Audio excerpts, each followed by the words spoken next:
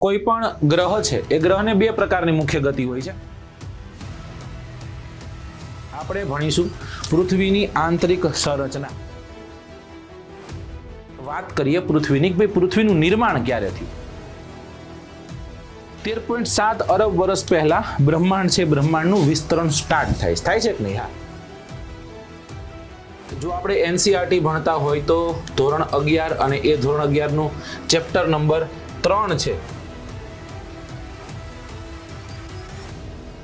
તો PYQs માં પહેલો પ્રશ્ન ક્યાંક છે. હવે બધા જેટલા પણ પ્રશ્નો આપણે જોશું બધા જ ક્યાંક મોડલ ક્વેશ્ચન્સ છે. અહીંયા દોસ્તો આપણે આખું આપણું ચેપ્ટર છે એ ચેપ્ટરને આપણે ન્યાય સાથે સમજી લીધું છે.